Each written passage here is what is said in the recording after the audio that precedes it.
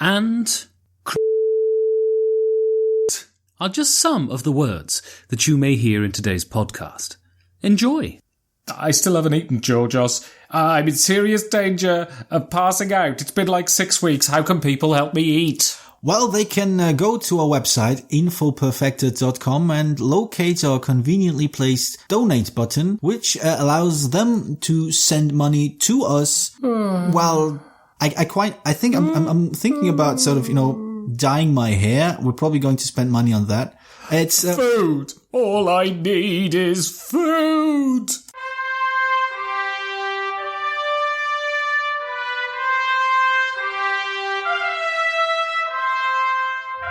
Hello and welcome to the Perfect Information Podcast, a board game podcast of uphill battles with me, Yorgos Panagiotidis, and the world's great alternative to bacon, Ben Maddox.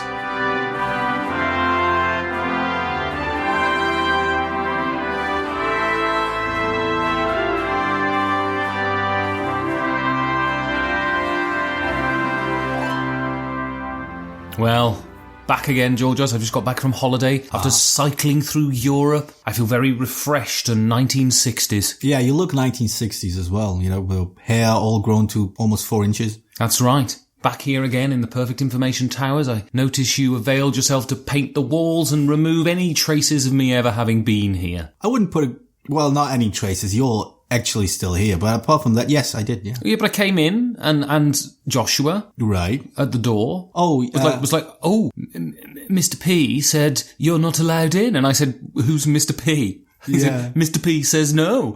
And I said, Joshua, you know me. Mr. P, he said no. Yeah, that was a hilarious joke we played. Yeah, and it was hilarious. So do leave your keys when you leave then. All right then. No. So you're Mr. P now, are you? No, that's my associate. I notice you've become a lot more formal in the last week. I had to, yeah. Why? Insubordination, Georgios? Well, there's that. I mean, there were tax reasons, basically. How do you feel about resistance? Do you feel that it's futile, Georgios? No, I consider myself part of the resistance as long as they pay me. Indeed. Yeah. So, there's a word for people like that. Sensible. So, this week we're going to talk about something which is a little esoteric, I suppose. Applies to sort of all facets of art and probably all sort of facets of culture. But we want to talk about it in relation to board games, obviously. And we want to talk about, Georgios? What games be real good? Masterpieces. What stands as a masterpiece within the board gaming hobby, and what criteria we use to define that? Does it mean simply popularity? Does it mean something that has spawned countless imitators to come after it? Is it something that is just such a magnificent edifice that stands so tall above the hobby that simply by its status it has to be considered a masterpiece? All of those things. Or is it just a game that be real good? Or is it a game that be real good? I noticed you picked up some street lingo while I was away. Right on, man. I don't even know what that is. I don't even know what you're trying to do there. I'm just a little concerned that it's faintly racist, to be honest. No. Not faintly, no. Ignorance isn't always bliss, Georgios. Well, now you tell me. You know what bliss is? I know somebody's lying around in a drug-induced coma, Georgios. That's what bliss is. That's the dictionary definition of bliss. It's also a dictionary definition of ignorance, I'm quite sure. Drugs. Right. If any kids are listening to this show, and you want a moral to take away with you from this show, that moral is take as many drugs as you can. And we're not talking about here aspirin or Benylin or paracetamol. I mean, we're talking about hardcore illegal drugs. If there is any message that I, and I'm by association, Georgios, want to convey to the youth of the world, take lots of drugs. I feel like we're pilfering our own jokes now. Callbacks. So, Georgios. Repetition? To start. Yes. Give me 3 games that you think are masterpieces. Don't tell me why, just give me the games. Actually, I came up with 5 and was going to do a callback with my patented numbering system. You might remember it. It's a great gag. It's a great gag, yeah. If you're looking for that gag, I don't remember which episode it is, but, go download them again and listen to all of them in order. He repeats numbers It's a hell of a gag. If you give away the gag, people are not going to download the episodes. Oh, sorry. So go away and download the episode. He doesn't repeat numbers. Right. Anyway, no, actually I came up with 5, and I was trying to come up with how to easily differentiate them. The ones that immediately sprang to mind were Cosmic Encounter, Love Letter. Okay. Obviously, I'm going to pick, and we're going to argue about it for hours, Twilight Imperium. Wow. I also picked One Night Ultimate Werewolf, though I am willing to... less sure of that one pick, actually. Okay. And Pandemic. Those were the 5, I think, that really sprang to mind as masterpieces. And coincidentally, I own all of them. That might have influenced my decision. Well, it's really interesting because I think when I think of masterpieces, I don't necessarily use the criteria popular for that. Mm-hmm. Because, I mean, if you use that criteria, it's obviously Magic the Gathering. It's obviously Settlers of Catan. They are the two sort of pillars under which the modern hobby rests. I'm just not sure they're masterpieces for my criteria. What I find to be a masterpiece is something that fulfills its brief perfectly and also has the possibility to transcend its simple form. It becomes an art question rather than a utility question. Right. So I would say for me, I agree with you on Pandemic, and we'll go into why in a minute. I think Patchwork is a masterpiece. I think you'll be surprised to hear this. Yeah. But I think The Grizzled. Really? I thought you hated it. Download the episode where you talk about The Grizzled. Yeah, I thought, #we need more downloads. I think that's a masterpiece. I think Codenames is a bona fide masterpiece. And I think I wanted to put Lewis and Clark on this list. I hesitate because I just love it so much. I think it might be my favourite game. And it's so smooth. It's as smooth as silk and butter in a silk butter smoothie. Oh, that's disgusting. Oh, but it tastes so smooth, Georgios. So does Vaseline. But I'm not sure it's a masterpiece. But certainly, and the 5th one kind of jives with yours a little bit. But I don't think it's One Night Ultimate Werewolf. Right. I think Werewolf is a masterpiece. Okay. But that's interesting. You said that you don't think popularity should be influential in picking a masterpiece. So what do you think is the main criteria for a masterpiece? And what was your guiding principle when picking those games? Mine was obviously I own them, but what was yours? Well, I think what a masterpiece is something that does the job for which it's intended, but then transcends that intention. In what way? Becomes something more than it is. So we'll take the most obvious one on my list, right? The Grizzled. Why do I think The Grizzled's a masterpiece? Well, I think The Grizzled, in all of its sort of board game components, and by components I don't mean literally the pieces you play with, but everything that goes together to make it a game. Right, the art and the story. The art, the mechanics, the physical components of the game, the way that iconic back of the card with the barbed wire that is so attractive to look at and at the same time really evocative. And I think what it does is its basic premise, I think it has two intentions. The first intention is to be a really nice, tight, difficult cooperative game. Yeah. And I think it fulfills that. Right. There are people who quibble, but they're wrong. And then I think it wants you to look at war in a different way. And I think it's specifically a game because I think the people who were designing it, I think they thought war is always represented in games in this way. Yeah. Heroic, battle versus battle. Whereas I think they wanted you to go into the micro, to the individual experiences of war, to one group of people and how war affected them. Right, yeah. And I think they chose World War One because World War One is an area that has been deeply ploughed in that sort of thing, with the World War One poets and a lot of theatre and stuff discussing World War One. Because World War One was a folly. The war itself was a folly, and it's sort of been universally acknowledge that there was no bad or good guys in the way that World War II can be glossed over as this great heroic achievement. World War I can't. It's the great folly of human mechanized warfare, And it achieves that brief. But from that, so many different things fire off. You have the core game itself, which is really knotty and difficult and enjoyable. But every card you play, every decision you make, fires off 1,000 thoughts about what would it be like to be in that situation. What if that were me? But what about those people that were? What about that whole thing? And I know I've gone over this before, but that to me elevates the game past simply being a slightly political exercise and a gameplay exercise into being something that transcends both of those intentions and becomes something that is independent of that. And I think masterpieces need to have a life independent of the intentions of the creators, right? Yeah, possibly. I mean, my picks didn't quite aspire to be this deep, but the idea of transcendency sort of... I'm real fucking pretentious though, Georgios. Sure, but... it gets you the chicks. Apparently. It doesn't, listeners. It doesn't, listeners. I've got testicles like barrage balloons. You know, I can hear you, you know. We're talking to the same microphone. Yeah, I'm whispering, though, because it's a dramatic device, Georgios. Yes, and I'm putting on the ironic role of fourth wall breaker. He's the fourth wall breaker. He ain't no faker. Anyway, carry on. Yeah, basically, the idea of something transcending the game itself in a way, not quite as, let's call it pretentious way, is mirrored in my picks as well. And that I feel the games I picked were all games that lived on, had huge repercussions on the hobby itself. Right. Either because they live on far longer than most other games do, and they usually do so because there's something about them that's, I don't want to use the word universal, but at least there's something that we can still learn, we can still get out of these games that other games don't quite satisfy. Then I have a question for you. Go on. If that's the case, if it's the shadow that they cast, yeah, where is Catan? I think Catan has been to some... I think Catan, sadly, is becoming historical... Footnote is too harsh a word, but I think it has been overshadowed by Ticket to Ride.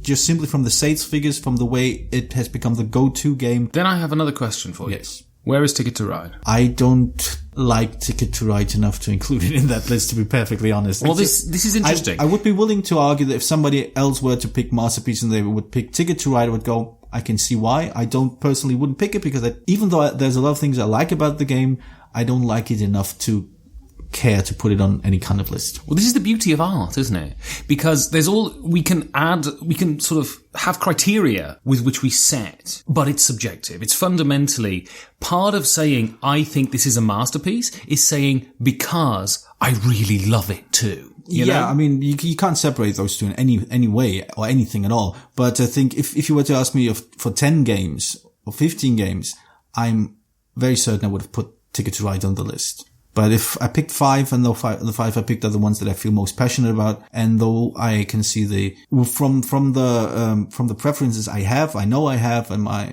the selection process I might have taken, I know how I would logically have to include Ticket to Ride, and I would have eventually. But those were the 5 games I felt more strongly about, that I felt it was more interesting to talk about. Because yes, Ticket to Ride, everyone knows it. It's basically become the go-to game, not least of all because it's as wide an array of possible entry points now as Catan used to have with its 500 expansions or Carcassonne. But, Ticket to Ride is basically the monopoly of the new age, I'd argue. But I don't think I would, I certainly wouldn't, if I had a list that was 100 long, I wouldn't include Catan because I think it fundamentally fails. It's too long.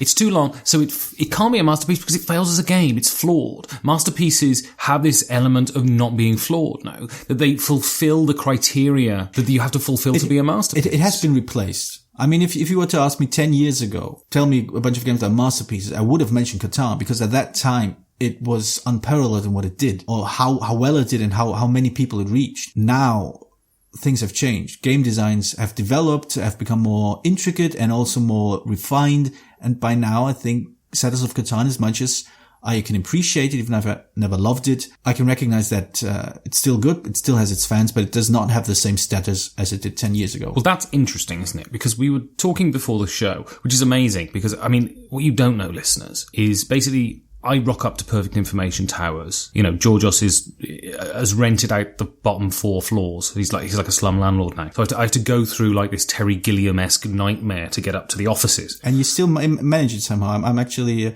disappointed. A lot of Alsatians this week, I noticed. And then basically we come in, Georgios puts his clothes on sometimes, and then we start recording. We barely talked before, but we were talking before. And I said one of my criteria for a masterpiece is there has to be an element of timelessness. Mm-hmm. There has to be an element of, so if you look at Shakespeare, for instance, or you go back to Sophocles, why are these considered masterpieces? Because even though the mores of the time and certain jokes may be lost on us, the sort of core things, the core values that echo through these pieces of work are universal to human beings, regardless of whether they live in ancient Greece or they live in far-flung 2957 Pelopolopal planet number 3. It's an undiscovered masterpiece of Shakespeare, that one.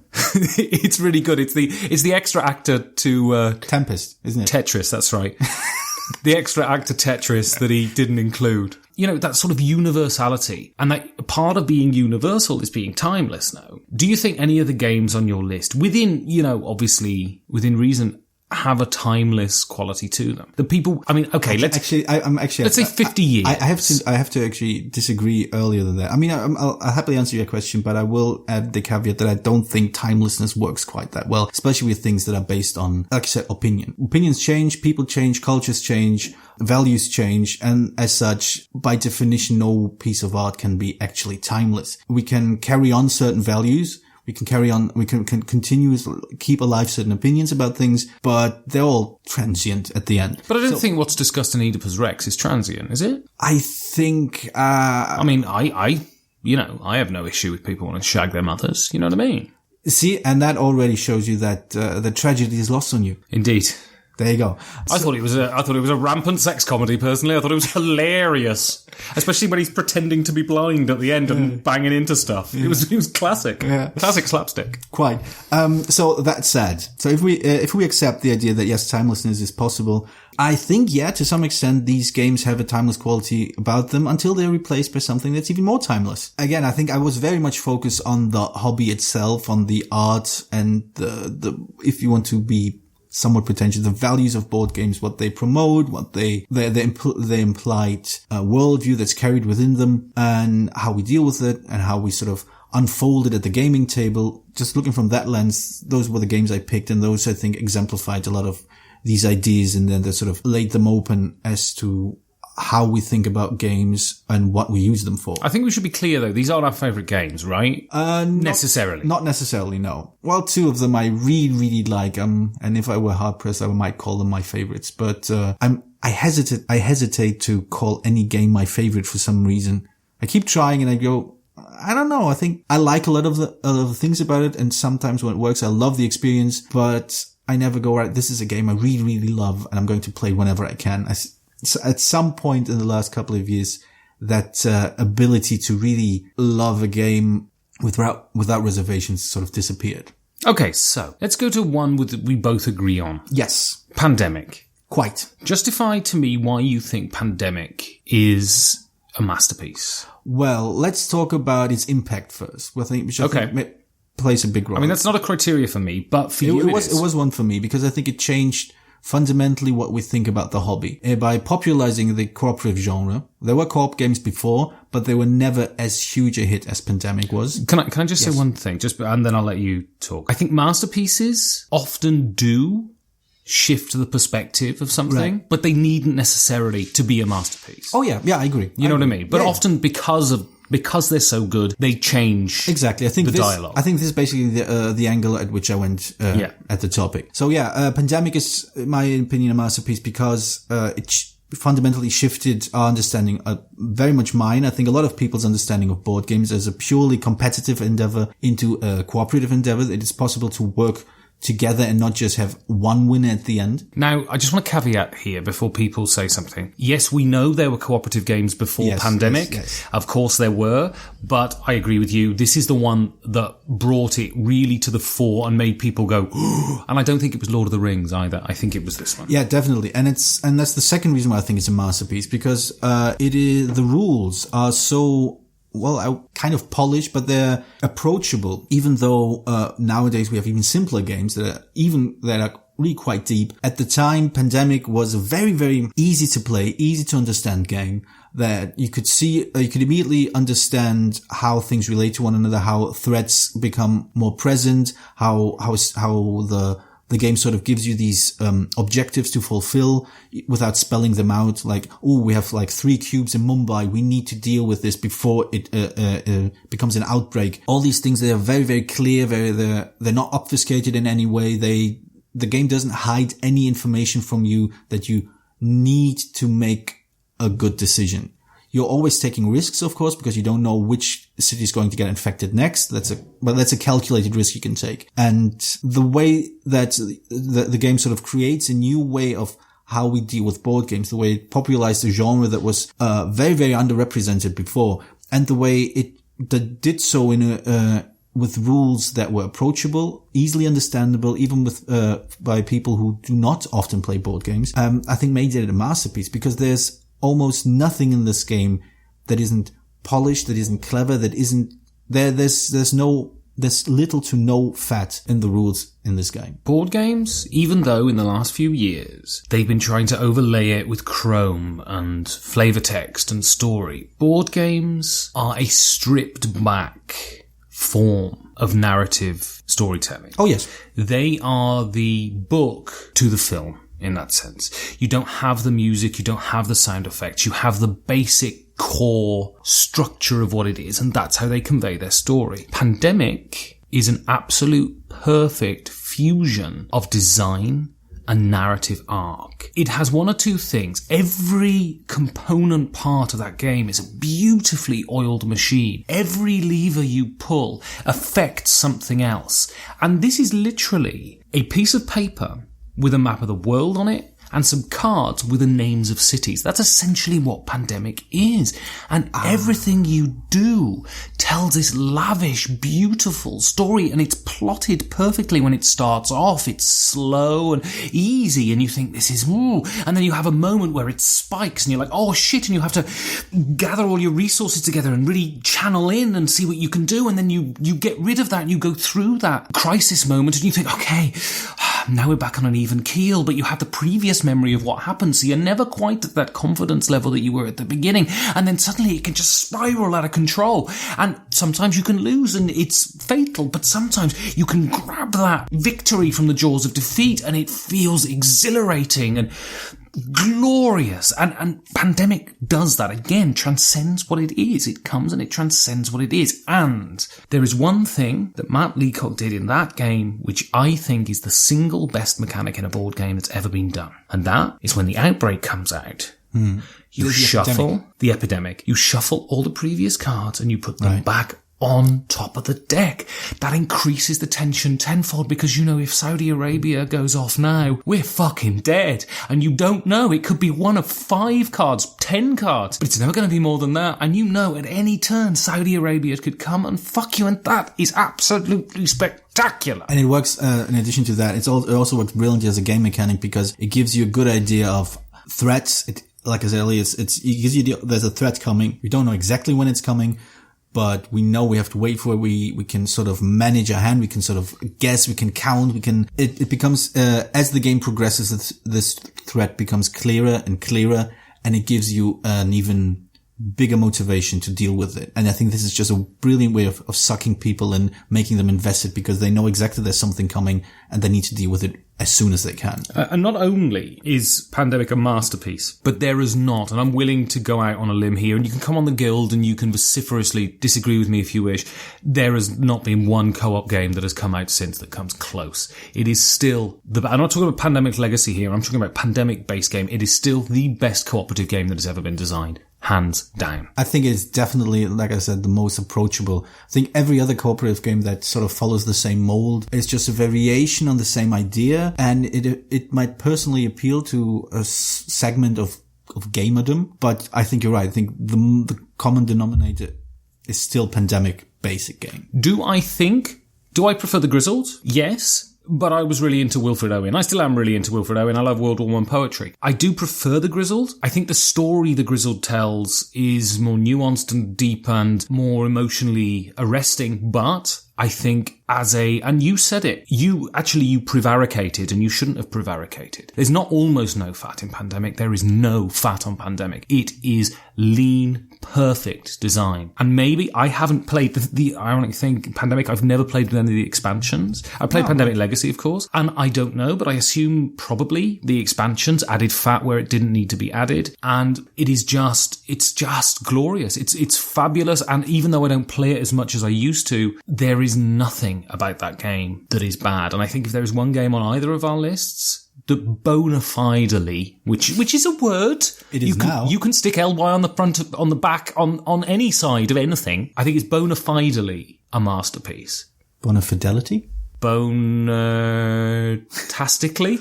Bone-tastic, yes, it's bone-tastic. It's a bone-tastic masterpiece. And Z-Man Games, even though, you did write to us and say we don't have enough listeners to get review copies of games and all of that. But, if you want to write... What he's trying to say is, Z-Man dissed us. If you want to put Bone-tastic Masterpiece, Perfect Information Podcast, on your box and the container in which your game comes in, please feel free. We'd be happy to accept it. Well, if Asmodee pushes for another variant of Pandemic, like Pandemic Archaeology, I think we have a shot. It's a Bone-tastic masterpiece. So, Georgios. Yes. Finally already. All of the games we chose, right, Grizzled excluded, are sort of quite established games in the hobby. Yes. Can you think of a game that's come out in the last year that you would say flirts with the sobriquet masterpiece? In the last year? In the last year. So 2015. Because they said it was the vintage game, the vintage year for games. Are you fishing for me mentioning Codenames? I might be.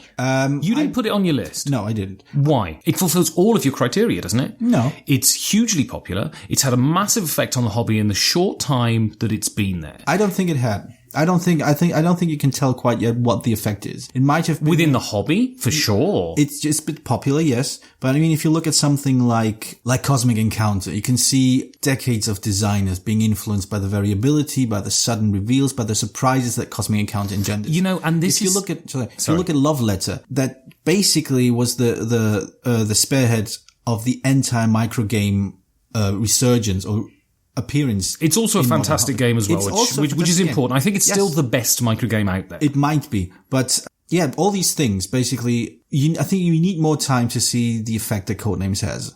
If we're going to see more games dealing with complexity being offloaded onto the players in a way that is approachable and easy to grasp, the way Codenames does, which I still think is the main reason why it's so brilliant, why it works so well with people, then yes, I would argue eventually that I would say that Codenames is a masterpiece, but for the criteria that I picked, I think Codenames doesn't quite cut it yet. Even though I think it's fantastic, even though it's a great game, did I pick it? I think it was my runner-up for the Game of the Year last year. I don't yet see it as a masterpiece. It might still happen though. You see, this is interesting because I don't use the necessary effect on the rest of the world to define it as a masterpiece definition, so I don't need to jump through that hoop to put Codenames there. And Codenames, so occasionally, I'll tell you a little story. Yeah. I was reading The Road by Cormac McCarthy the year it came out. I'm sorry. And as I was reading it, I was like, I am reading a fucking masterpiece. As I was reading it, I am reading a book that is going to be read for hundreds of years. When I played Codenames, I thought that the first time I played it, I thought I'm playing a masterpiece. And it's exactly what you say. There's hardly any rules, and all the complexity is offloaded onto the player. So you are able to make it as complex or as easy as it likes, which means rather than being some obscure, Tarkovsky film, this is Robert Zemeckis. But it's Robert Zemeckis that's incredibly good and deep and interesting. And it's a game that can survive on its meta, or it's a game that can be played with new people every time. And you can jump on to similar cultural handholds, and it does all of those great things that a masterpiece does. The game is never dull. The game has 27 different characters depending on who's playing it. It can be loud and raucous and combative, or it can be slow and pensive. And will it have a huge impact on the hobby? Yes, it will. There will be a raft of hobby party games, which has not really happened before. I guarantee you in 6 months, because of the nature of printing and all of this sort of stuff, it'll take 6 to 12 months. This is why we're now seeing loads of app games coming out after sort of the initial couple, There'll be loads of gamer party games come out, and there'll be some good ones. But I very much doubt, if we're looking back in 5 years, we'll see this raft of gamer party games. Codenames, in the same way Pandemic is still the best co-op, Codenames will still be the best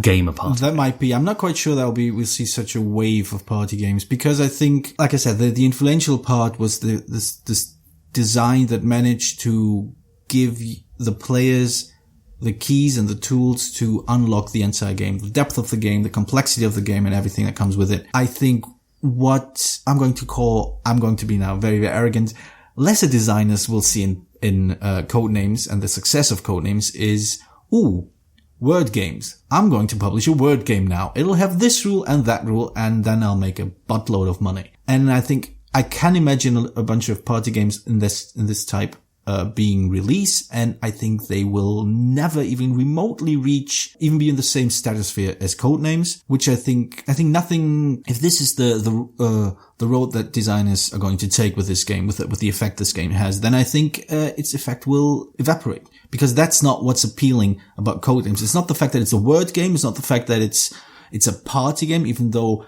part of the reason why it works so well as a party game is the design cleverness. It's, if they look at Codenames and go, right, what I need to do is find a way to make a complex game that is not complex because of the rules and not because of how deep they are, but because of the decisions players willingly take. And if this is the lesson people take from Codenames and apply it to the game designs, then yes, I will agree 100%.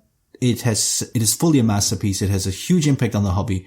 I'm not quite sure that this is going to be the effect that Codenames' success is going to have. And the effect may evaporate. The game won't. It will remain a staple. Even Codenames' top secret, with words like boobs and cheek and cock-end on the cards, that doesn't affect the brilliance of Codenames. It's deep undercover, isn't it? That's right. Deep undercover. That's, it was embarrassing. It was just embarrassing looking and just going, why? Seriously, why? If that allows CGE to make really crunchy, deep Eurogames for the next 5 years, I'm happy that that's a sacrifice that's been made. I'm happy that, who's ever worked in CGE and got a good deal out of this, I'm happy for that success, because at the end of the day, we all need money to live. But if we're being pretentious again, as an artistic endeavor, or as an expansion of an artistic endeavor, it's an unalloyed fucking disaster. Absolutely, yes. I agree. Anyway, so come on the Guild. I'm doing what they do on other podcasts now. Oh, well, what do they do? Sort of, they do this stuff at the end of sections. Oh, they're putting come on the Guild. Yeah, come on the Guild. Tell us what your gaming masterpieces are. Is it Settlers of Catan? Is it Ticket to Ride? Or is it a game we've never heard of? Do you agree with us? You better mind you do, because what with new technology and that, we're just going to post racist stuff to your Facebook page. We can track your IPs. Is that your name on the list? Well, get in there then. Get to the bar and get buckled. Welcome to the Guild. Oh. You've been to the toilet then? I have. All right. Also, I may have mentioned it before, but I just got back from my bike tour, Georgios. It was very nice too. Did you find the seat, or did you go without? No, obviously, I had a seat. Right. Although sometimes I was, how do I put this? Not crudely, anally compromised, Georgios. That was definitely not crude, no. But it was nice to, over the past few weeks, it's been hard for me, Georgios. Moving guilds, me and Janine. I'm not sure it's the best way to use the word hard here. And it was nice to blow the cobwebs away, Georgios. To get out into the countryside, to freewheel through the forests. See, I'm not quite sure. No, go ahead. No, it's fine. blow as much as you want, freewheel, whatever. But it's also nice to come back. I mean, although, it took some getting used to this guild initially, it's quite a different character to our previous local, but, I'm starting to get more acclimatized. Okay. And I'm recording with Tension and Release. Oh, you know. Yeah, they've got me in as guest mouth harp player. I'm not going to play this week because I saw how stimulated you got last time. But yeah, Enger's a stimulation, I guess. I'm playing a little with Tension and Release now. And downstairs, we're using one of the rooms to rehearse. All right, it's not. It's very odd though. It's very musky. Musky. It has a sort of imagine sort of deers in rutting season. Right, but don't all these walls have all these air holes? Don't they? Isn't that enough to sort of work with it? I assume it was going to be well ventilated. Well, they really do value their holes here. Yeah, it's a holistic experience. Well, they've got all these holes drilled into the room. Right, yeah. And the ventilation holes, obviously. I think they're quite nice. Yeah. But they're telling me how glorious they are. All these glorious holes drilled into the walls. Yeah, I think they're just very proud of their architectural invention. And I'd imagine that you'd have them at sort of above head level as opposed to actually I had to crotch level. No, I had them explained to me. Apparently, it has to do with the airflow. Okay. So basically, I think cool air sort of sinks to the bottom. Yeah. So you're more likely to get warm air in the top. So cool air is going to come through these glorious holes. I'm not sure that's what they're called. I think that sounds disgusting. Well, that's what they said. Ventilation holes. They're ventilation holes. Let's be serious here. So Tension. Yes. He said, I can't do the accent. No, you should. Yeah, sometimes I come down here when we're not rehearsing into this room, and I'm like, oh, what do they use it for? Oh, well, we really utilize the glorious holes. That's what I heard him say. Yeah, you really shouldn't have done the accent. But we're going to play a gig next week. Okay. Tension and Release. I need a name though, because we've got Tension and Release. Yeah. So it's sort of like Crosby, Stills, Nash and Young, and they're Tension and Release. I need something in keeping. How about Tension, Release, Mop? Well, I tell you what. Should we leave it up to our loyal listeners? Oh yes, good. If you can come, something that's sort of in the ballpark of Tension and Release. Yes, ballpark, very important. So anyway, we go on to the guild question, which was, Georgios? I think you were annoyed at teaching. Yeah, so how can we fix this teaching conundrum that we have within our fair hobbies? Conundrum, I call it a problem. I see you eating a thesaurus again. I did, well, they do serve dinosaur steaks here. Yeah, that's what they call them. So, what did Greetings from Bergen? Dinosaur steak, not bone steaks? I keep hearing people ordering boners and stuff. A steak that's made entirely of bones would be quite difficult to masticate, Georgios. I'm starting to think that you're picking these words at random. I'm learning a lot of new words in this guild. I can tell. So, Fridjurf, greetings from Bergen. Welcome back, Fridjurf. It's been a while. And this is how the War of Scandinavia started. And what did Fridjurf say? I'm not quite sure there are that many umlauts in his name. Well, that's what it looks like to me. That's what it looks like to me. This is literally, you're talking like a Swedish chef on the Muppets. How racist of you. Is he not Swedish? No, he's Norwegian. No, I mean, the chef is Swedish. Oh, the chef's Swedish, yeah. There you go, it's not racist. But Fridjurf... You're sounding like the Swedish chef, not him. Although secretly, I bet he does. You speak to Fridjurf, he does sound like the Swedish chef. Anyway, Georgios, so what did Fridjurf have to say for himself? He talks about explaining games to his wife. Again, he references this common language and common references, again, this common ground, making explanations easier. And then he talks about his wife yawning through the sessions and how do you pronounce that? Anal orgies? What? No anal orgies, please. What I imagine is quite distracting. Probably. No, I think the word is pronounced analogies.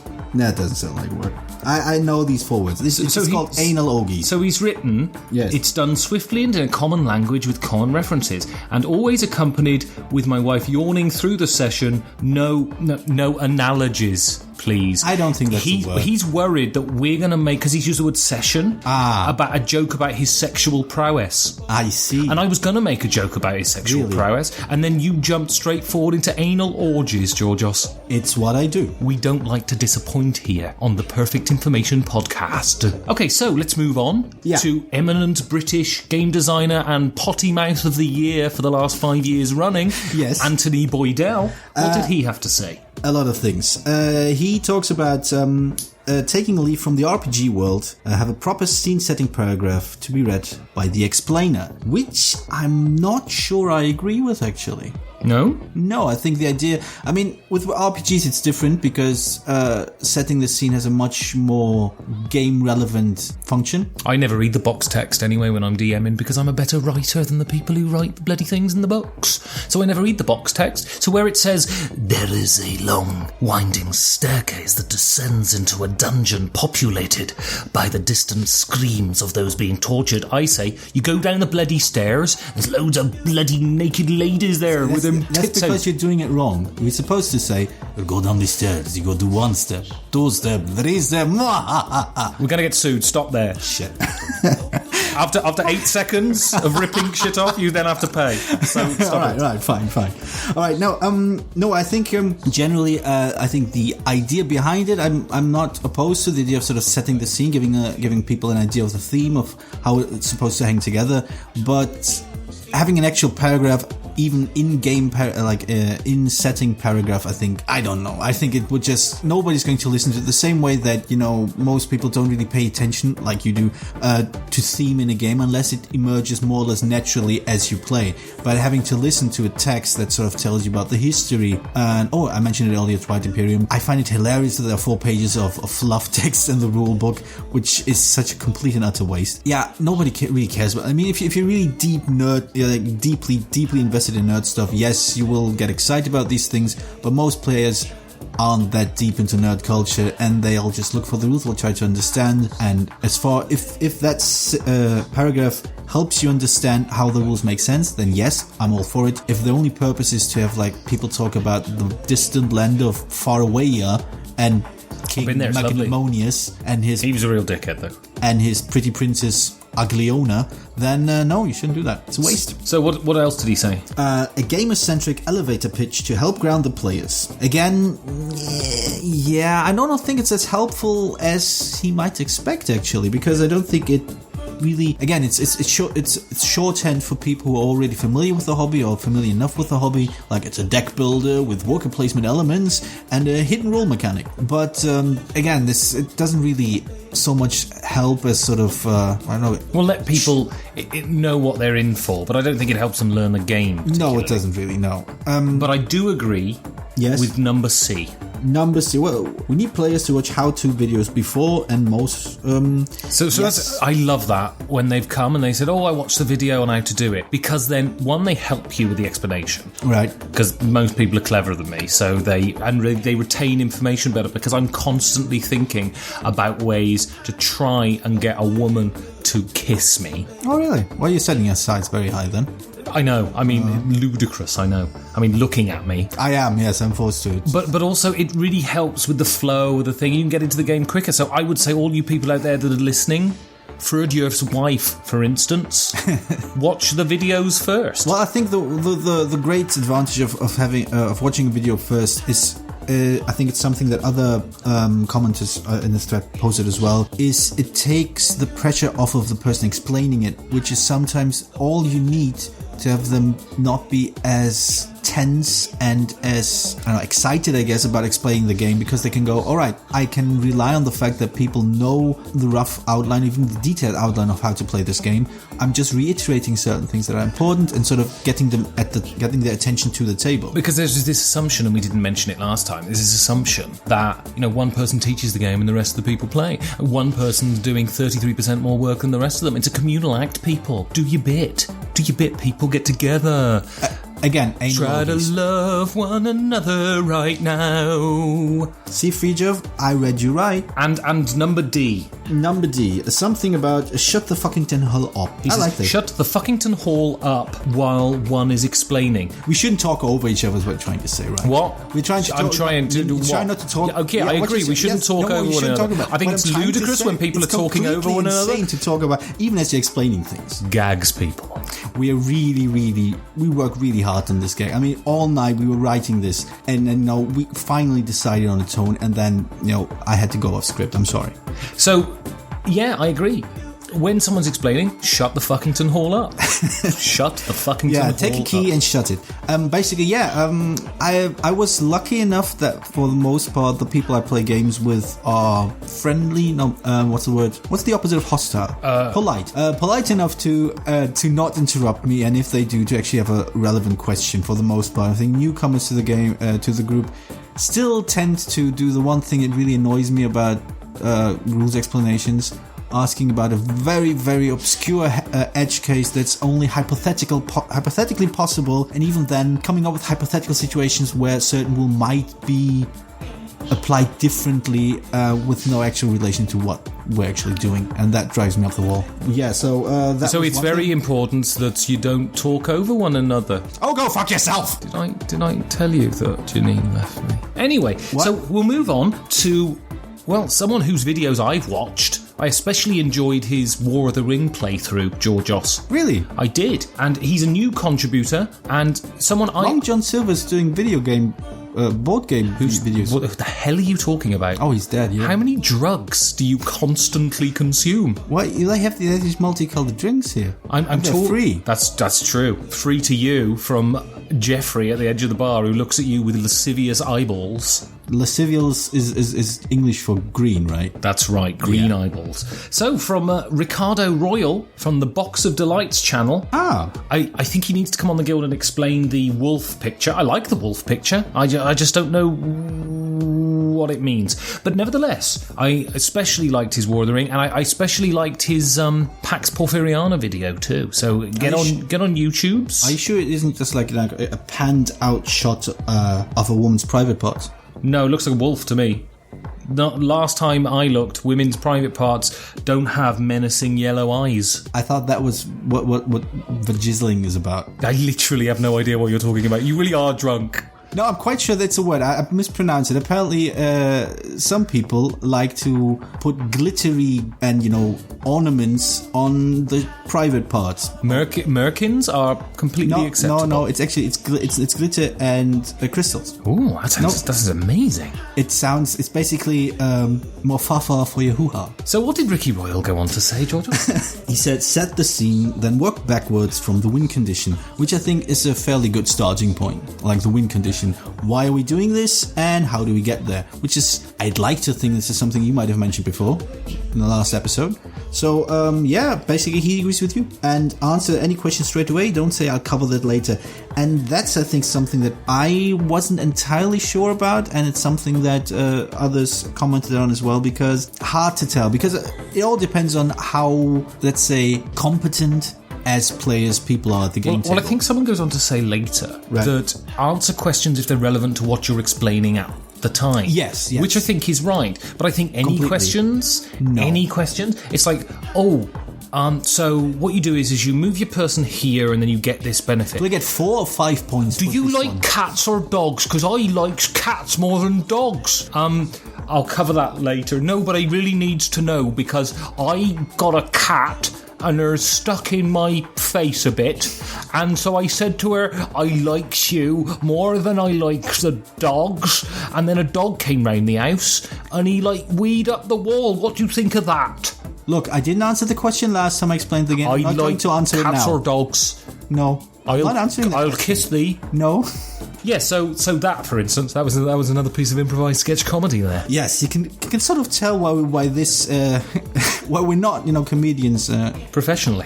Yeah. Speak for yourself. No. There's that. Don't try to teach everything at once. Yes. I really disagree with this sentence. This is one of my bêtes noires to enter French. Instead, get it set up and start playing straight away. How can you start playing if you don't know what to do? If you don't know what to do, how can you start playing? It's just moving bits of wood around. I think I've seen this happen before in a kind of way, in that you have the game set up and you're basically starting a rule and explaining as you go. I think it's a technique I do not actually follow. It's not one I'm particularly confident with, but if it works well for others, then that's great. But I haven't had great experience with them. When somebody else did them, I always felt like I'm kind of wasting my time before I get any meaningful decision. So I don't know. I mean, it doesn't work for me. It seems to work for Richard. And he says, if anyone wants to know all the rules up front, then they're being impossibly difficult. And I apologise for being impossibly difficult, but I do like to know what I'm doing before I do something. Oh, actually, again, I'm impossibly difficult, Georgios. Yes, you are. But I'm not entirely disagreeing there. I think most games, except, some very, very tightly designed ones, most games have a number of specific rules that only come in certain specific cases and are fairly complicated if you don't know the context of the rest of the game. For example, I think when I explained Scythe a while back, I didn't talk about combat until we had 1 or 2 turns under our belt, because everything else they need to get their head around, and combat wouldn't actually show up until the 3rd or 4th turn anyway. Okay, now, yes, I'm not sure about this. You're not. Do we think that the Ricky Royal's sponsored by Dized.com? Because he's put a link on there, and I wonder if that's a bit of guerrilla marketing. I don't think it has anything to do with monkeys. Well, gorillas are apes, technically speaking, so they're part of the great apes, not monkeys. Monkeys are more like cockatoos and mangled angles. Alright, then probably right, yeah. Guerrilla marketing. Yeah, so, yeah. I wants to get my beak wet, Ricardo. I wants to get my beak wet. So Benjamin Osteen. Yes, he points out that we should. It's sort of an interesting point that people should be kept busy as they do if they like to fiddle stuff. But I thought the most important part, because I think it transcends just teaching rules and just life lessons in general, is where are we? When does this stop? Who am I? What am I supposed to do? Why am I doing this again? I think that's how I live my life, basically, from day to day. I walk around with a expression. I can't even use the correct article for words beginning with vowels. I walked around with a constant expression, of constant confusion, because all of those questions are constantly swimming through my cerebellum like curious little white bait, Georgios. You said bait. So, Phil, what does Phil have to say? Apparently, I've been told by his lawyers that we have to refer to him as Patrick, which is really, really annoying because he posted as Phil. So I'm not quite sure if he's... Yeah, but his lawyer signed the email. My lawyer. Patrick Dillier was what it was signed. I don't think it was real lawyer. I think it was him writing an email. Oh, that's just a Jamaican name or something. Anyway, his name's Phil, so I don't know why he protests so much. So what did Phil have to say? He talks about to what extent people like to be guided during play, as in what constitutes a good or bad move, and that there are some who do and some who don't. And I think that's a good consideration to keep in mind when you are explaining and playing the game, because as an explainer, you're still explaining as you play. Right, and I explain and I play with myself quite a lot. So, I've noticed Ray Black III. I'm quite impressed with this, Georgios. Why? The Perfect Information micro badge. He does, yes. Sits in the box seat, right in the middle, which draws the eyes. Brilliant. I like that commitment, Ray. Well done. I love you, Ray. Well done. So what did he have to say? He basically pointed out, instead of paying attention to the explainer, as in when giving advice, he gave advice to the people listening to a person explaining the game, which is, and I'm quoting here, don't interrupt the professor during his lecture, which is generally a good approach to things unless you have something meaningful to contribute. He actually said that's not it, didn't he?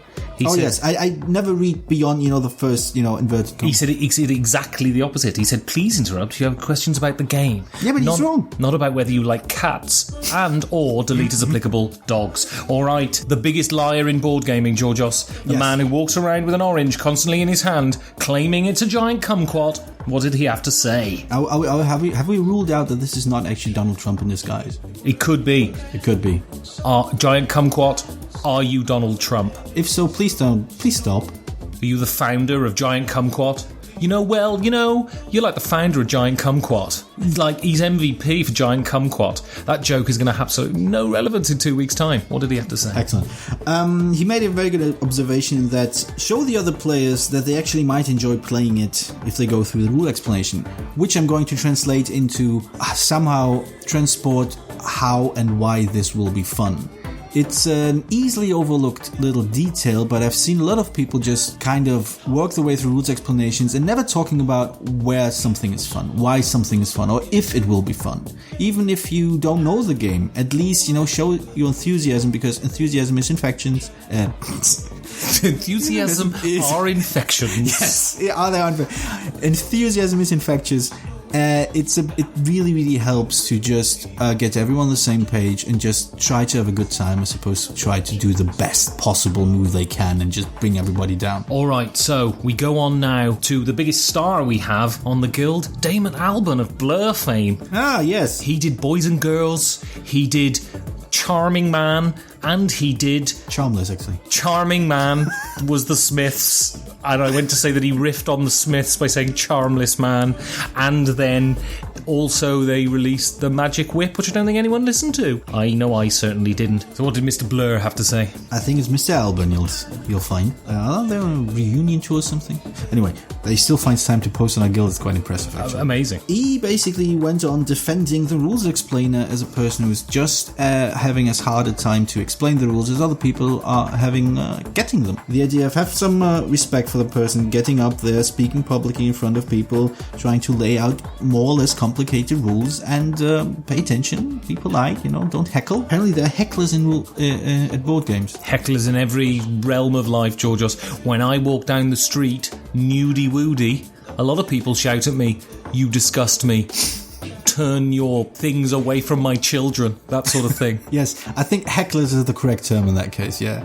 He basically says that, I have some faith in the person explaining the rules, they'll get to that later, and then he does agree with, lay out the basic aims of the game, how you get there, and so on and so forth. Well, we would like every week for that many people to come into the guild and contribute. It was a enthralling and embracing week on the guild. And what he's trying to say is we would like people to thrust into the guild, to just lay it all out there, and just, spread the wisdom and just, go in full force. Ejaculate your wisdom all over our eagerly anticipatory faces, is what he's trying to say. Well, I'm going to go off now. Don't do subtle, do you? I think it's a very overrated thing. All right, I'm going to go away now and have a rehearsal with Tension and Release.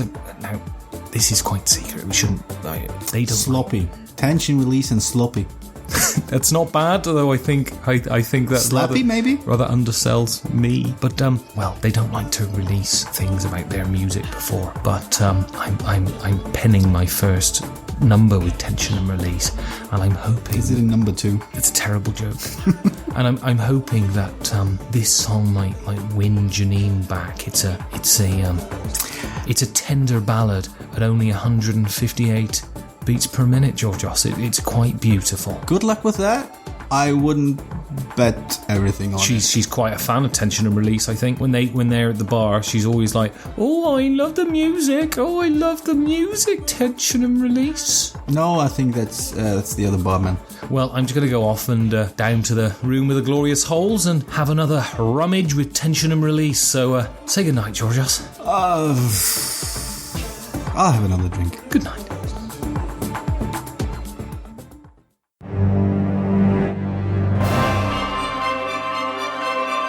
I'm Nick Mariner, and this segment is all mine.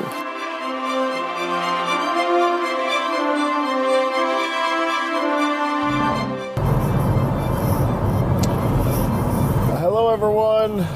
Welcome back again. As you can probably tell from the noise, unfortunately, we're going to be doing another driving episode this week. I am once again on the road home for this time. My grandfather passed the day after his 93rd birthday, where I'm on my way up to pay my respects. It has been, can we just say, a shitty summer. But I'm on my way to do that. I sort of leaned into a topic on my last segment that I really wanted to get to because it bookended the topic Georgios and Ben had last week, and I really wanted to get it on this week's show, before it got too far out of memory, and then it sort of didn't make sense to talk about anymore. If you'll remember the last segment I had, I talked about the importance of winning in board games, and I sort of made the claim that there are lots of reasons people turn to our hobby. Community building definitely is one. Last weekend was Gen Con, and I didn't get to go, but I saw lots of pictures posted on Facebook and Twitter, and for every picture I saw of a game somebody bought or a game someone was playing, I saw that person share probably 3 pictures of just someone they were getting to see, whose company they enjoy and never get to see unless it's at one of these big conventions. And so we do have to acknowledge that the community we have is vibrant, and it's close-knit, and people enjoy it. And I certainly never meant to ignore that part of the hobby as to why people are interested. In fact, that's why I talked about it in terms of the last time I was doing one of these road pieces. But I did mention that the hobby we have is games, and games require winning. That is the point. That's the activity that we're doing. So it would be disingenuous to argue that we're doing anything at the table itself other than mutually attempting to win a game. And then what I said towards the end was, I think that a good design of a game, if a game is well designed, it will have all players at the table equally capable of winning up into the end of the game most of the time. If a game has a dominant strategy, if a game has one overpowered, say, player power, if a game has a runaway leader problem, which is one of my own personal pet peeves with games, and players throughout gameplay sort of get the idea that they will not win, then that is perhaps a design flaw, and it opens critique of a game itself.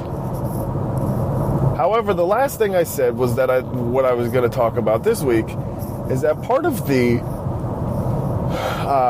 process of ensuring all players have an equal chance of victory is teaching in a game. Ben and Georgia spent a lot of time talking about teaching games last week, and then it led to a pretty good conversation on the guild from what I was able to see in the 25 seconds that my heels were on the ground in Dallas before I picked up and went to the next place. And everybody has some pretty good ideas about sort of how to teaching, but what I'd like to focus on in this bit is the importance of teaching when it comes to ensuring the opportunity for victory to all the players at the table. Let me start with an example. I have been getting a few plays in recently of Mombasa, and I'll say that despite the abysmal theme, which was incredibly short-sighted on the part of the publisher and the designer, other than that, Mombasa is the best game I've played this year that isn't a what's your game. That's what I think I'll say. It is absolutely terrific as a strategy board game. And I've enjoyed playing it very much so far. Now, and the first time I taught the game was also the first time I had played the game. I did my best to read the rule book. Sometimes I'll do like a two-handed playthrough on my own just to get a sense of the general mechanics, but I hadn't really done it that way with this one. Just watch some run-throughs and things like that. And so I did my best to teach it. I explained everything. The thing about Mombasa, when I teach a game, I will say, first, here's the win condition. Most money wins. And then the next thing I say is, here are the things you do to achieve that win condition. And when it comes to that game, there's money left over, but then there are 6 tracks. The 4 company tracks, your bookkeeping track, and your diamond track. And then I went through all the individual actions you can take in a game to score points based on all 6 of those tracks. As we played the game, there were 3 of us. I sort of identified that the one strategy the other 2 players weren't really going for was diamond mining. So I started to draft diamond mining cards and taking the diamond action more than often and building up my diamond track, which was my own personal track in the board. At the end of the game, I had won by 60 points. And I just also happened to have scored 60 points on that diamond track. The fact that I invested in it heavily and no one invested in it at all was the exact margin of victory in the game for me. And when we tallied up the final scores and they saw how significant my victory was based on that track, they said, "You never told us that." And the thing is, of course I had explained that the diamond track is one of the 6 ways to score points in the game. But they didn't mean that I hadn't just told them it was an available action. What they meant when they said, "You haven't told us that," was, you didn't tell us that if we didn't score points on the diamond track, we would lose so epically. They felt like I had withheld strategy information to them that they needed in order to compete in the game. And I mean, okay, I didn't know either, to be fair, I suppose. This was my first time playing the game as well, and I was just sort of going with the time-honored tactic of do what no one else is doing. And it worked out really well for me. The next time I taught Mombasa, though, I made sure to tell that exact same anecdote to the new players at the table. You should be aware, I invested heavily in diamonds, no one else did, and I destroyed them. The point of that story is to say, I think one of the things we need to definitely add to the conversation of how to teach a game is that I think it is vitally important to weave strategy advice into the teaching of a game when there are points in the game where players need to be aware of particular things that could root them from even having a chance at winning. So I think on the last episode, I think it was Georgios, it might have been Ben, who said, sometimes you don't need to give players all the strategy advice because you give them the space to decide for themselves how they want to play the game. And I think whoever said that, I think that's absolutely correct. However, there are moments in some games where some scoring opportunities or scoring mechanisms or player actions are overpowered and need to be mitigated during the gameplay by other players counteracting them. There are 2 examples I can definitely think of off the top of my head. One is Seven Wonders. Seven Wonders, I've already said a few times on the show, I think, is one of my all-time favorite games. It checks all the right boxes for me as a board game. I think it's terrific for so many different reasons. But one of the score categories in a game of Seven Wonders is the science cards.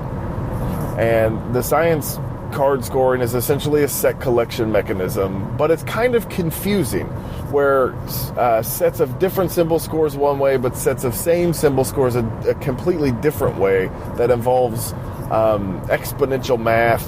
And from my experience, when I teach the game, players tend to just avoid drafting science cards because it is by far the most confusing scoring mechanism in the entire game. However, if one player, and this is exactly what I say now while I teach it, if one player at the table is allowed to draft all the science cards in the game, that player will win by 1,000,000 points. They are by far the most overpowered scoring opportunity in the game. Now, if you've played the game enough, it's incredibly, that doesn't make the game imbalanced or designed poorly. It's very easy to prevent someone from drafting all the science cards in that game. Take them, if you see somebody on your right or left collecting them, start taking them before they get them. And either put them into your own tableau, or cash them in for money, or turn them into stages of your wonder. It doesn't really matter why you take them, just don't let them have them all. And then suddenly what could have been a 70-point scoring opportunity becomes like 7 points, and it doesn't really ever grow any fruit for the other player. But when I'm teaching Seven Wonders, I explicitly say that because it doesn't immediately jump out in any other rules explanation that that's something you need to be aware of. So I think that's an example of where it's important during the teaching of the game to point out strategies that prevent players from having been totally blown out and feeling like information was kept from them in a way that prevented them from having any shot whatsoever at winning. The other example I can think of is the cult tracks in Terra Mystica. There are 1,000 ways to score points in Terra Mystica, but the cult track, where you place priests and you get points, and whoever has the most in each cult track gets 8 points at the end of the game. However, whoever has the second most gets 4 points, so if you're doing the math, winning all 4 cult tracks in Terra Mystica virtually guarantees you will win that game. I've never played a game where some player took all 4 cult tracks for first place and didn't win the game. So that's another immediate example I can think of where, while I'm teaching all the various strategies of that game, I point out, do not ignore this component because it's incredibly powerful should you be the only one who takes advantage of it, or so should one player take advantage of it fully. So I think the point I'm trying to make here and contribute to this conversation about teaching games is that I want to tie it into this conversation of winning, and that we are all at the table trying our best to win. And I think it is part of the responsibility of the person teaching the game to do his or her best to explain strategy advice as you go that might be important enough, or might be important in keeping all of the players in the game for as long as possible. Now, again, if it's like the Mombasa example and you just don't know because it's your first time too, like, well, and then somebody calls you out on it, like, well, you know, go fuck yourself. Like, I didn't know any better either. I'm not saying go fuck yourself to the guys in the Mombasa story. I'm pretty sure they listen to this podcast, and I'm not saying that directly to them. Other than that, when it comes to teaching games, I think Ben and Georgios covered a lot of the great points, and we covered a lot of the great points in the guild too. I think it's really funny though. One last thing I'll say is that's sort of the opposite of how I teach co-op games. When it comes to teaching a co-op game, I will lay out very specifically all the mechanics and actions taken, and then I basically sit there and watch everyone else play. And the only moment I will actually speak up is when a decision's about to be made that would be catastrophic and end the game sooner than they wanted to. Like in Pandemic, like if I'm just letting you know, if you don't, these cards are going to get reshuffled again soon, and if they do and you leave all these diseases sitting right here, we're dead in 2 turns, or whatever, I don't know. Or in Robinson Crusoe, like, you're going to want to build a shelter. Once that weather hits, you're all dead, I promise. Something like that. But when I teach a co-op game, I sort of leave all strategy off the table and just let them figure it out for themselves. So there's some fun in that too. This isn't a concrete rule. However, again, I think it all ties back. I'm trying to wrap up here because I think I'm going long. It all ties back to the idea that I think it's vitally important that all players at the table feel like they are competing in the game up until the moment where you say it's over and you have your final scoring and somebody wins. The fastest way for someone to lose interest in a game that is losing that feeling early or midway through the game and feeling like you're just going through the motions at that point, because then it becomes boring. And if it is a well-designed game, that wouldn't happen. However, it can happen in a well-designed game if it's taught poorly and information that's needed in order to maintain everyone's competitive chances up until the end is left out because you either taught it poorly or you are keeping it for things from people in order for yourself to win. And if that's what you're doing, you're being a dick. So don't do that either. Okay, I don't even know how long I've gone, but I'm pretty sure the sun was up when I started talking, and now my headlights have to go on. So hopefully that wasn't like 6 hours. I'm Nick Mariner. I'm on Twitter at The Good Mariner. My board game blog is iCallYellow at iCallYellow.com, and thank you for listening. It's crass, unsophisticated, and emotionally manipulative. It's this week's review.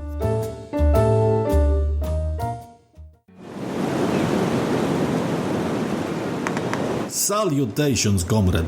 It is year 1923. Maybe. Much has been lost in Great War. It is now time to regain glory for motherland. To do so, you must make choices, like placing worker population, exploiting fruits of labor from mines, fields and woods, and possibly brothels, and invest everything again. Also, deploying into battle your Mekhanetsky and your Moscontrol Superlativa, or mechs. Is giant metal machine you see near horizon. To gain glory for motherland, you must become rich. To become rich, you must become popular with proles, improve means of production, deploy your Mekhanitsky, your mechs, become most powerful army, construct buildings, reach secretive objective. Is too much. Simply be best in 6 areas is good enough, but is only one way to be best. Efficiency. Brutal, unforgiving and exact efficiency. Being wasteful is being weak. The people will not accept weak leader. Leader must be strong. Not some pompous old peacock riding horse without shirt. Is foolish. Also silly man boobies.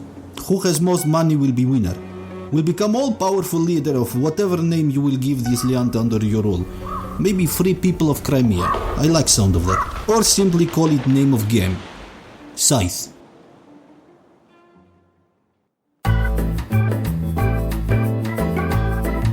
Yeah. Skip to the end. It's the one sentence review. You disagree with Carlton Douglas Ridenhour at your peril, but I'm afraid here I'm going to have to. Scythe is at the same time subtle, raucous, thought-provoking and visually stunning. Don't believe the hype, unless you're talking about Scythe. Scythe is like a meticulously curated replica of the Thomas Cook European Rail Timetable of 1948, in that you are in awe of the craftsmanship, skill and effort that went into creating this game, but you just can't ignore the fact that it's also unapologetically and unflinchingly dull.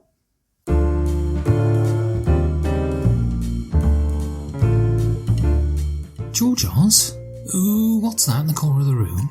I don't know, but it's eating peanuts with its nose.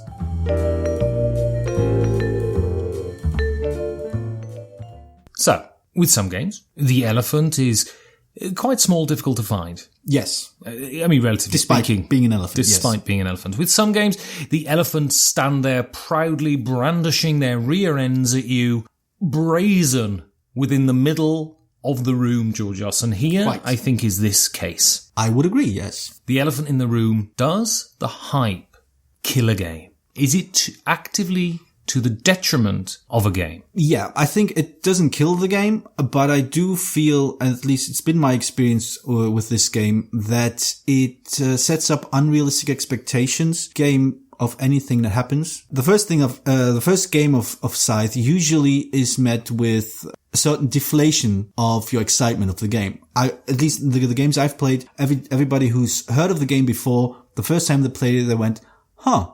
So that's it. In some cases, I think this then turns a corner and then they realize what they have in front of them, what kind of game, and they might enjoy it. In other cases, it does not, and it becomes this okay game, I guess. I think part of it is the fact that it's been so hyped, so talked about. People are getting so stupefyingly excited about this game, where you need to sort of remind yourself it is just a game. It is, as much as you enjoy it, regardless of that, it is still just a game. I mean, the first time I remember in my life experiencing hype was the first Batman movie, the first Tim Burton Batman movie. Okay. And, I was a kid and everyone was talking about it and I read reports about it and everyone said, this is the best thing you've ever experienced. And I went to see it and I went, is that what we have? And I've learned to mediate my reaction to hype in the intervening years because the real flower of human creation is in our own brains.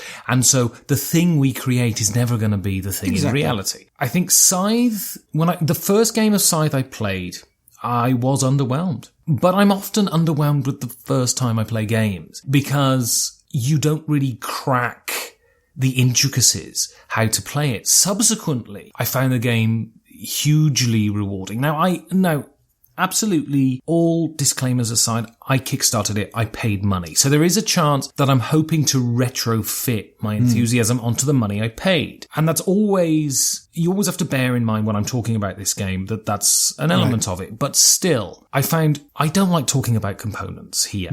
I don't like talking about art particularly, just because I think that is it's too easy a distraction. And, to say, oh, well, the components are terrible, so therefore the game loses 4 points on my rating, which some people say is absolutely insane. For me, the core lies in the play of the game. Here, you can't avoid it. The hype was absolutely created by the art of the game. And then Stonemaier Games, who are famous for producing beautifully carved wooden bits for Eurogames, games that are just tactile and a pure joy just to manipulate on the board, coming out with miniatures and things like this. And this isn't a Euro game ostensibly, it's also a combat-y XXXXXXX game. And, when I got the box, I was really excited. When I opened it, I was absolutely enthralled with what was in the box. And I'm not usually, an object-fixated person. Then I played the first game and I thought, this is good, but it isn't great. Right. But then I went on to play it further. And, this is going to come later, but then I thought all the hype is justified. This game is subtle and interesting, and he has modified things like turn length and decision points to make a game that could be a huge inflated 6-hour slog into a really tight, enjoyable 2-hour romp. And the hype absolutely doesn't kill the game. The hype sells the game. Scythe, I'm sure, it was massively successful on its Kickstarter. It has been massively successful since it's been in retail, I'm absolutely sure. I was in a game shop on Wednesday, I think. It doesn't matter because whenever this comes out, but I was speaking to a guy, and this is in Vienna in Austria, and he said, he had a copy of Scythe, and I said, oh, have you got a chance to play it yet? And he said, I haven't, because the copies are just flying out of the shop. Oh, no, I agree. I think the hype, if anything, is not going to kill the game. It, like I said, will, I think, color your first play if you don't quite know what you're getting into. If you just heard the name and the buzz, but haven't really delved into what it is and how it works. I do think the hype will, if anything, pay off in the next Stonemaier Kickstarter. For sure. If I think if people feel that the game lived up to what they wanted, then the next big Stonemaier game will just as easily reach its funding goal. The hype will kill a game if you have this hype about it being this wonderful thing and you open it and it's essentially a turd in a box. Scythe is not a turd in a box. No, I don't. And so, absolutely, the hype of this game will reflect better on his company in subsequent productions. Oh, yeah. But also, I think it will... I'm looking at the box now, and it gives me warm and fuzzies just looking at the box. And I think I might even try and get a game of it in this evening, because it's absolutely great. Does hype kill a game, Georgios? No, but it might lead you into the wrong path when you sit down to play the game. So, what did you think of my interactive, candid photo montage? Well, it was certainly an experience. Okay, I'm going to talk about the experience from the purchaser of this game, because I think with this, it's absolutely crucial. Because I talked about earlier this joy of opening it. There's something about just how beautiful this game is. How, people are saying that it's going to win Art of the Year I mean, I struggle to think of a game that has better art than this. You know, it's so evocative and it's so interesting. It's not just that the art is beautifully, it's not just that the art is beautifully executed. I mean, there's no question. But the concept of the art is so enthralling and interesting. And I remember sort of a year and a half ago when that first picture came out of the people working in the field with the mechs stomping in the background. Instantly everyone's, I've got to have this game. It just looks amazing, you know. And you open the box and everything's in there, and there's something about Stonemaier games, they smell better than other games. And the miniatures are not the best miniatures in the world. Maybe the workers aren't farting into the boxes. That's true. Maybe it's just because he's a nice fella. And then you pull the miniatures out, and they're not the best miniatures in the world, but they're interesting. Blokes with bears, women with things, and they sum up the world in which you're playing, and it's all done not just for the notion of having nice flashy stuff in the box. It's helping you to immerse yourself in the faction that you're playing. It's vital. And so the initial reaction to having the actual physical product was amazing. And then we'll go on to my experience with my first game.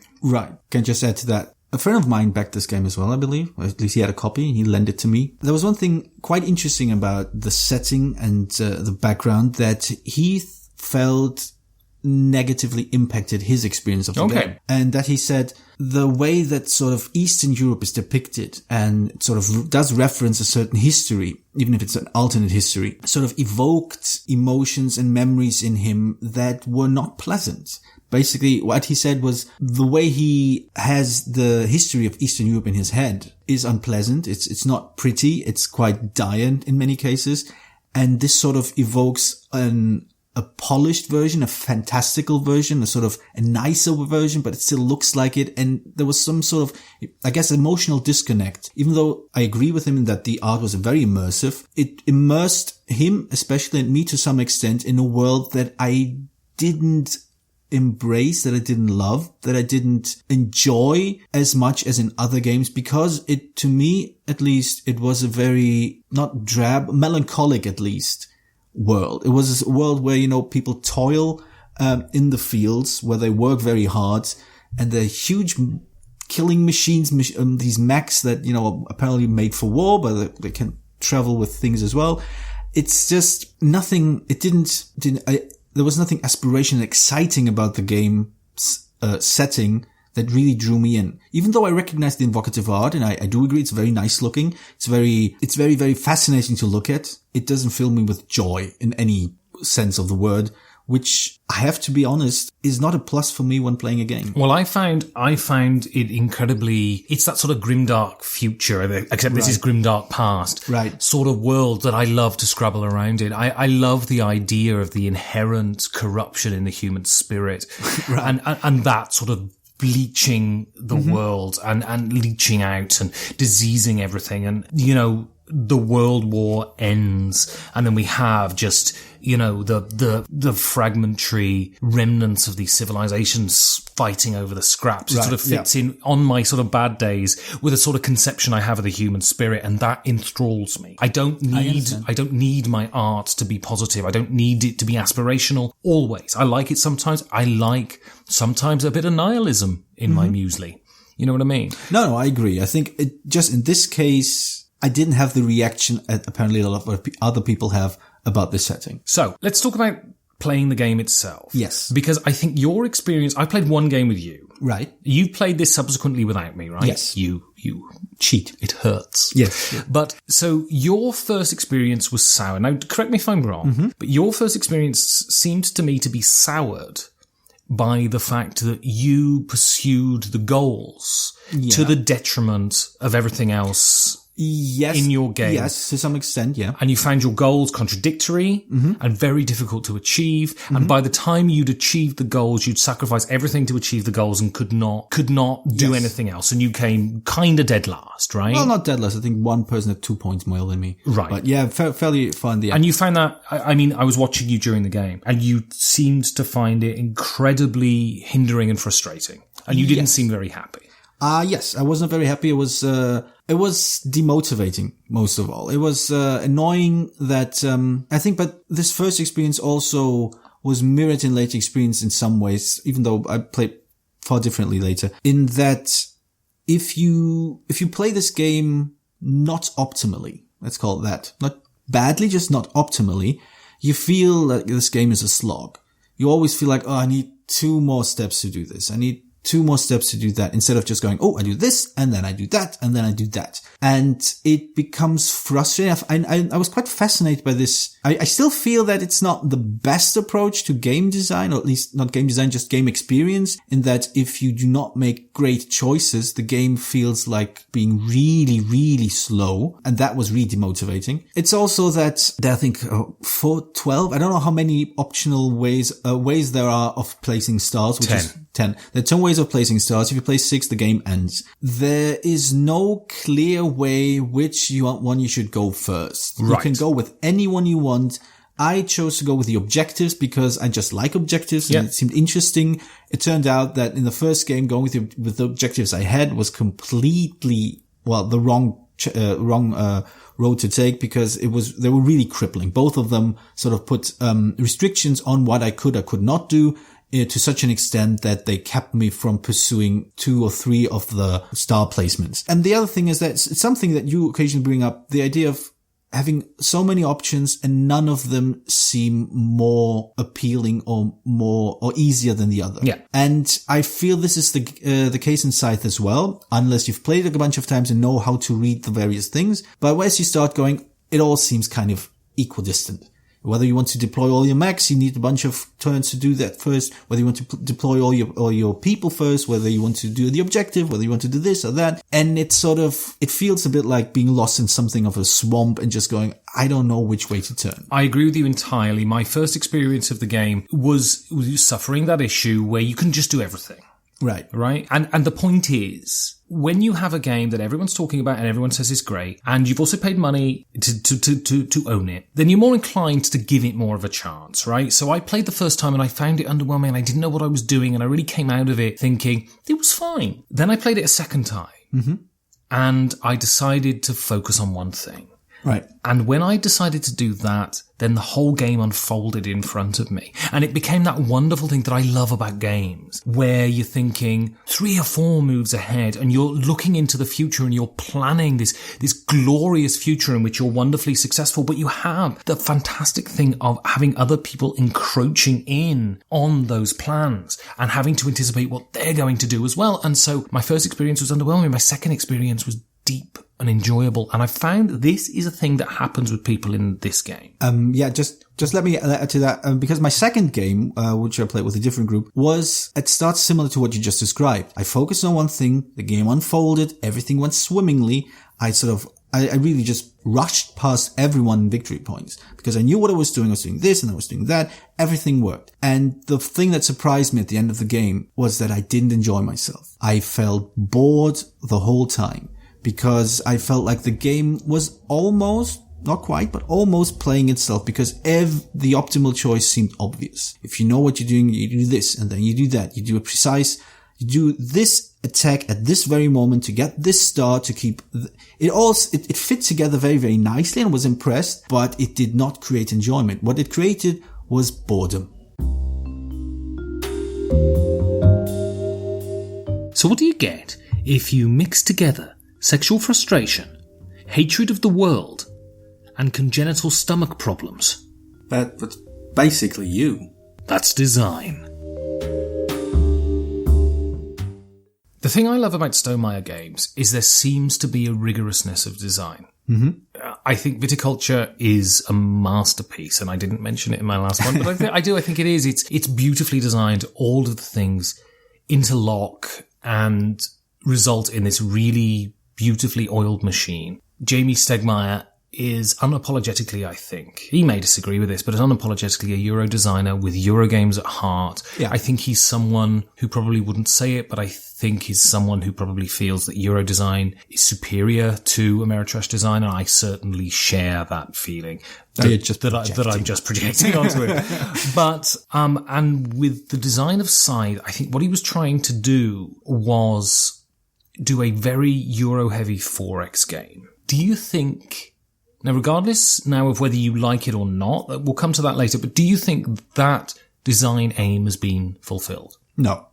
Explain Absolutely why. not. I mean, there are at least three axes that aren't really covered. There's no exploration in the game. Okay. What you see is what you see. The only surprise you have is drawing one additional action when you reach the factory. Everything else you see. You can plot out, you can see everything there is. There's not any extermination there. If you do attack someone, it's like precise strikes to get the star, to get the resources, or to stop someone, but it's very precise, very deliberate, and very short term. There's no big fighting. There are no armies you're massing and fighting against one another. There's, if you want to say, a sort of exploitation, how you put things together. And I'm blanking on the fourth X. I think it's expand,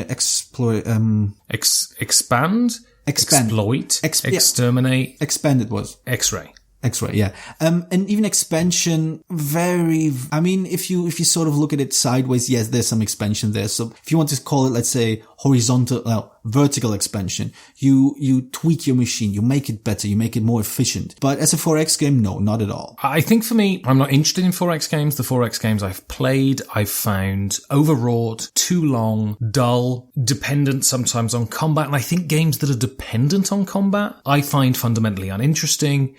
Because, especially if you use random factors like dice within them, random factors can absolutely derail you. The thing I love about Scythe, the thing that I love about the design, and he says it in the rulebook, and it's absolutely a design intention, is this game is about threat. This game is about standing there and saying, well, you can attack me if you wish, but your attacks will have a detriment to you. Attacks have a detriment to the victor, which I like, which is a decrease in popularity, and popularity gives you your end game scoring at the end. And I love that notion of popularity in the game. This constant having to manipulate your popularity and having to sacrifice your popularity. I love games that do this. I love games that have you sacrifice your potential endgame scoring in the mid-game, because you're fighting against that sort of, it's id versus superego. It's that great structure of you're fighting against what is the rational choice at the end of the game, your endgame scoring, against what I want to do now. I want to do this because this initial rush of endorphins will make me feel good. And I think that he does that in this game beautifully well. Yeah, I think, let me first say, because we're already running long and I might not actually get to say it.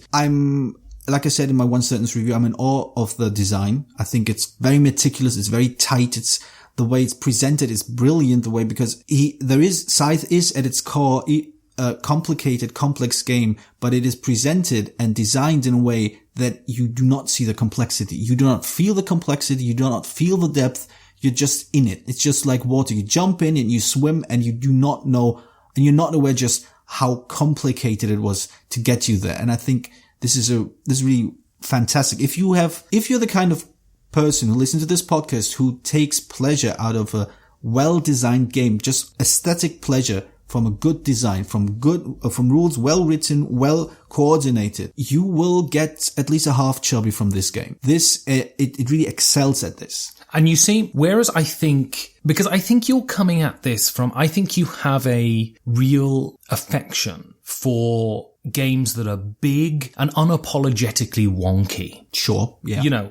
Whereas I like a real sort of work towards sort of engineering perfection. And I think that's why we disagree on this game so much. I think all the pieces interlock here beautifully. There are certain design choices he made that I think are so clever, that seem so simple, that I've never seen before. So, for instance, when you gain resources, they go on the board. They never come off the board. And so you constantly have to leave men in spaces, because if someone overtakes your hex, all of your oil you need for that upgrade you wanted to do later is gone. That's genius. It's really clever. I've never seen it before. Maybe he's stolen it from another game, but I've never seen it before, and that's really simple, really clever. Things like that. That simple thing when you do an upgrade. You remove a cube from the top of your player board, which makes one action better, and you put it onto the bottom of your player board, which makes a bottom action cheaper. Double benefits for one action is so good. It reminds me of a vaguely related rule in Eclipse, where you take cubes off your board and place it somewhere to state something. And this is basically folded together all into one board, making it easily visible what you have, what you can do. And like I said, this is really, really clever design. It's taking that Hansa Teutonica thing, that Terra Mystica thing, when you remove things and you reveal extra action, but it's that one extra twist where you're making a bottom action cheaper at the same time. No, it's really so clever. It is so clever. I think there are two things that I think that one thing that just became clear to me as we talked about this game here, but first the other one, the combat mechanism. I'm going to be, a bit hyperbolic and provocative and say shamelessly stolen from Rex, or Dune if you want, but it has everything that was fun about that, just pure fun, unbridled joy, removed to become purely tactical, if not numerical challenge. It's about, you have this much combat you can spend, this much on your dial you can choose secretly, and you add one card. What does the card do? It's a number. You don't hold one card. No. You add as many cards as you have units in a hex. Or that, possibly. Basically, you add cards, and all these cards do is add numbers. There's no randomness in that, which I understand, appreciate, which I feel takes away the joy of discovery, the joy of surprise, the joy of just being suddenly having to deal with something you didn't see coming. Well, of course, it's not purely deterministic because you don't know what other cards people have. Yeah. And cards are a resource that you have to gather. This game is a resource gathering game, and it's a challenge to get those cards sometimes. Sure, but at the end of the day, it's still, like I said, it's taken out of, it's obviously inspired. I'm not criticizing this. Yeah. I think it's completely legitimate. I think it's a fantastic system in Dune and in Rex, and he repurposed it for this game in the way he wanted it, and more power to him.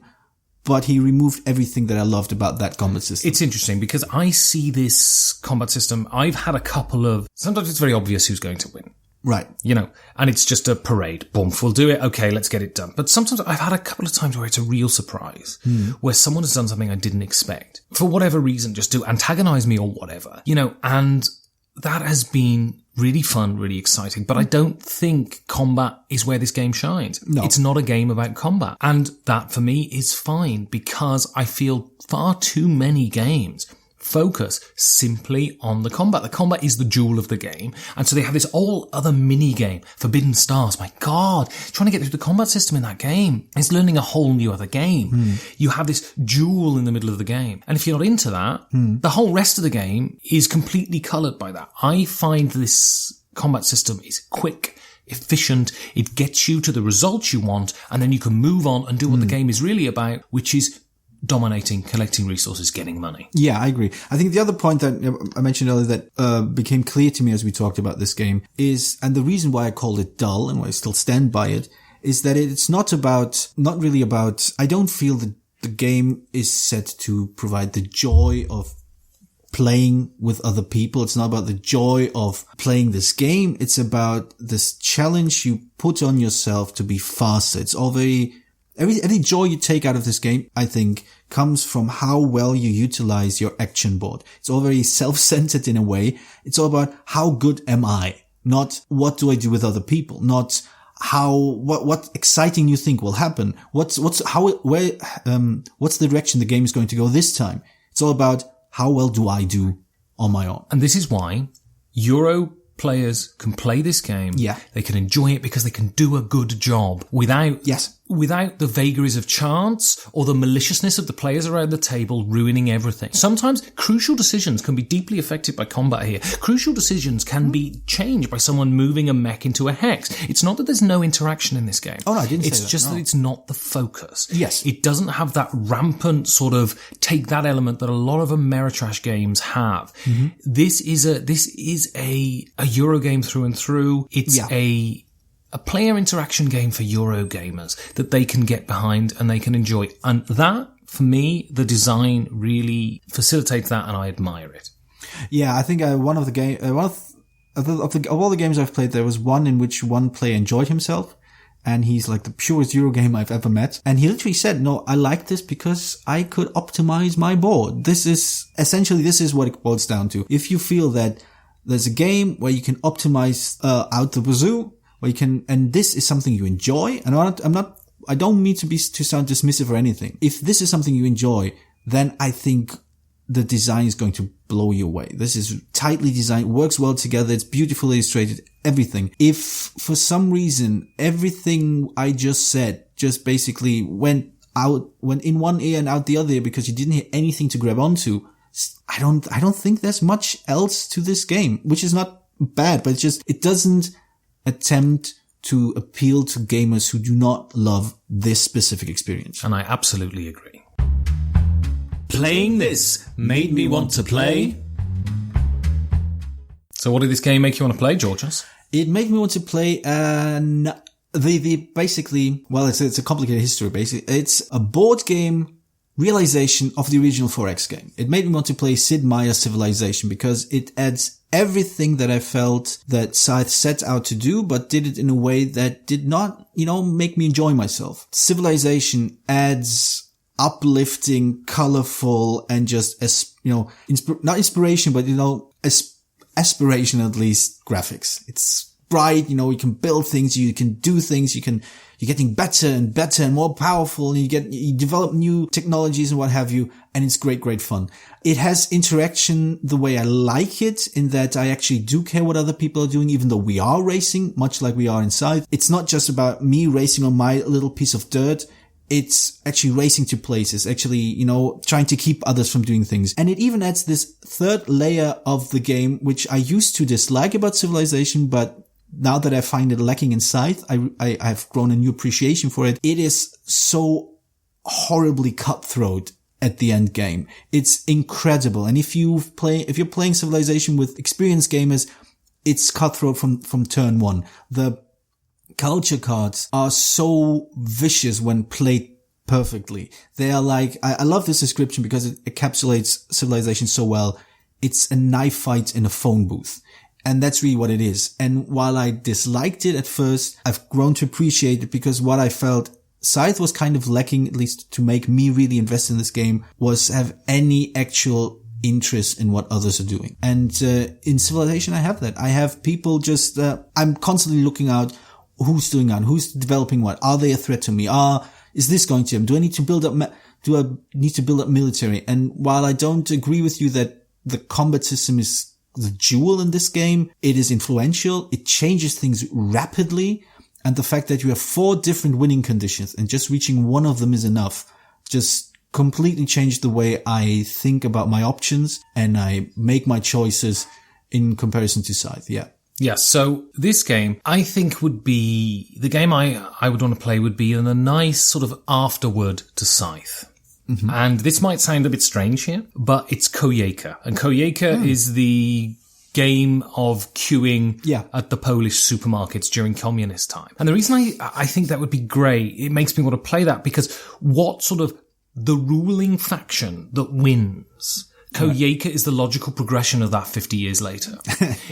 These people that are completely self-obsessed, self-interest, dictatorial regimes always resolve in kicking down and removing the resources that they take, removing them from the people who've produced them. Right. And what Koyeka is an obvious demonstration of the logical progression of that. And so I think a night playing Scythe and followed up by Koyeka would be a really nice pairing and would be really funny, I think. Yes, very funny. I agree. So, should people buy the Scythe? Well, like I mentioned earlier, it really comes down to what you appreciate in a game. If it is well-designed games, tightly designed, clever designs, then yes. If you like optimizing, if you like focusing on your end game, on, scoring victory points as much as you can and scoring them as quickly as you can, yes. If the art appeals to you, if the setting is something that sort of makes you want to go, ooh, I want to spend time there, then yes. If none of this is true, then no, run away, go buy something else. Scythe, I'm very happy I own it. I thoroughly enjoy it when I play it. It's not just beautiful chrome laid over a rusted chassis. It's a beautifully designed, wonderful game. If you're into thinky Euros, go out and buy it. It's one of the best out there, but if you're into those big, sprawling Ameritrash games that have ugly stuff hanging off them, but, give you this deep narrative, wonderful experience, if you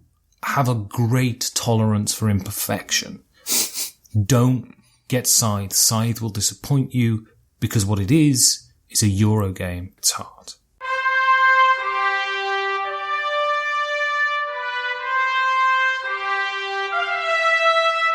And we come to the end again, Georgios, as the clouds of autumn gather on the tail of summer. As Jim Morrison drones on and on and on. We think, is this the end of our days?